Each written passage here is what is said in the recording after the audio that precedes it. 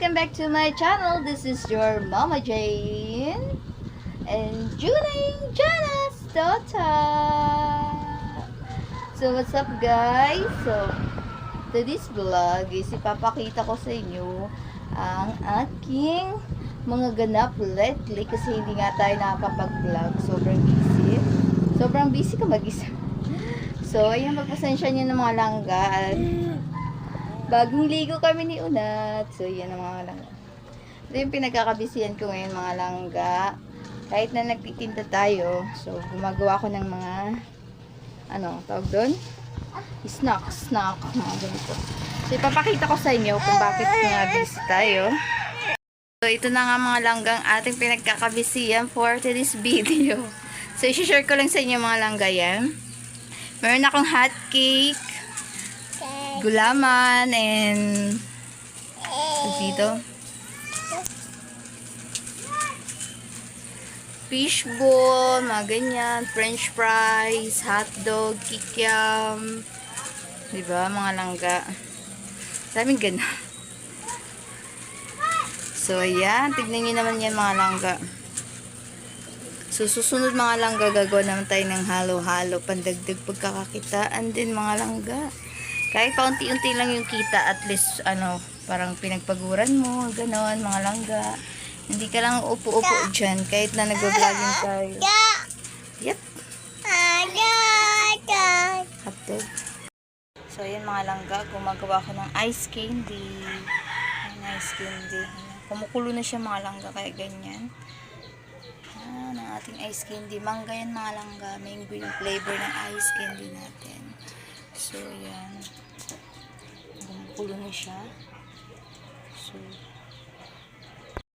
So, ayan mga langga, habang nagluluto ako dito kasi nga nagising si Juna. Tingin, dumidedi po siya. Ayan po si Juna. So, ayan po siya mga langga at nagtitinda ako dun. Habang wala pang customer, yan, gumagawa naman ako ng ice candy. Kasi para bukas, kasi naubos na yung mga pinili ko ng ice candy sa bayan. So, ngayon, gumagawa muna ako kasi meron pa naman akong mangga na flavor. Kaya yan, luto ko na lang siya. Kasi mas maganda yung niluluto kasi pino ice siya. Tsaka hindi rin siya na sisira agad. So, ayun mga langga. Habang wala pang customer dun sa ating mga kikiam, french fries, at nagawa din ako ng toasted donut, at binangkal, at ano pa ba yun? Hot cake. Meron din akong marshmallow na may liquid, dun, chocolate liquid, yung mga nagtitrend ngayon ng mga paninda. Kaya ayan, yun na siya mga langga. Nagtinda ulit ako ng mga ganyan kasi din yun, kahit maliit lang yung kita niya mga palangka, importante meron tayong kita kahit maliit lang. So yun, papatayin ko muna itong apoy kasi nga luto na yung ating ice cream. So ayan mga langga, goods na yan mga langga. So ito yung mga paninda ko mga langga. Ayan, may donut tayo dyan, tapos ito yung chocolate, may gulaman, tapos nilagyan ko ng ayun mga langga yan. May hot cake tayo dyan, at ito yung margarine niya, tsaka sukal, meron tayong cheese at suka, hotdog, may kikiam, may french fries. So ubus na nga siya mga langga. So meron din akong gulaman, tsaka marshmallow na sprinkles, tsaka ito chocolate. So yun yung mga paninda natin mga langga. Ayan yung tinitinda natin. So yun mga langga, sobrang init na ngayon kasi kahapon umulan, ngayon hindi na siya umulan. So tignan nyo naman,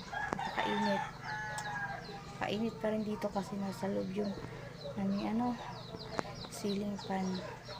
Tapos karga ko pa si Unat kasi nga nagising.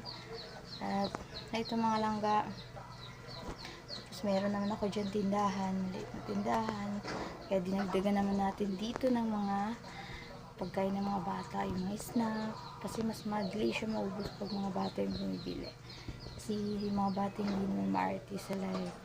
So yun mga langga, yan ang ating update sa ating buhay-buhay. Yung buhay-buhay, kahit konti lang yung nating kapital, tapos yung kita, kahit piso-piso lang, at least meron pumapasok sa atin. Tapos ayun, hindi rin ako tumitigil sa paggawa ng kung ano-ano, mga paninda para may pagkakakitaan. Kasi minsan, pag matumal yung paninda, so meron din tayong mapagkukuhaan. Ito.